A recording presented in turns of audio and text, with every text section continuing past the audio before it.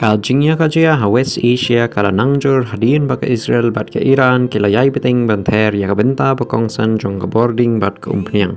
Henry minta ke Israel kala Kular ban Sangeh Shwa ya ke Iather shu ha kawai ya gas field ka bakongsan jong ka Iran. Kani karai kawan hadin ba ka Kren hapleng menteri rang ba ka Israel u Benjamin Netanyahu bat u President ka United States u Donald Trump. U Netanyahu laong ba ka Israel kan Sangeh banther ya ka gas field hadin ka Jingkerpat jong u Donald Trump. Henry la pauru ka Jingapher jingmut hapleng kini ki arngut kinong yalam halor ka Iather ka bladem. U Donald Trump ulaong ba shem la menjur ya ka Iather jong ka Israel ha ka gas field ka bahetam jong ka Iran. Kabadai ka Jingarap bakong santam ha kaliang ka boarding jong ka tay kari.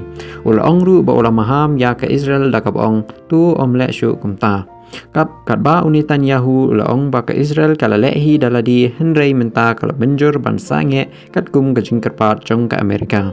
Hakaju ka por ka Jingya ka jia kala ktajur ya ka yo umpriang pertai barok kawai.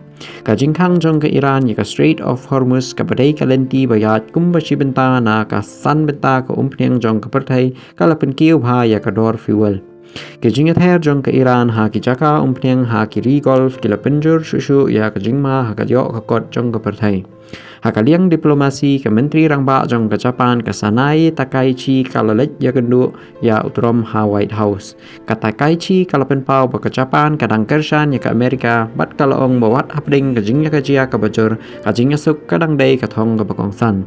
Ha ka ju ka por kinong ngalam jong ki santali kiri jong ka Europe bat ka Japan kila kerpat ya ka Iran ban Sangeh ya ka Iather ha ka Strait of Hormuz bat kila penpau ba ki long ki bala penkre ban ai jingarap ban pentikna ka jingthit bet jong kaling.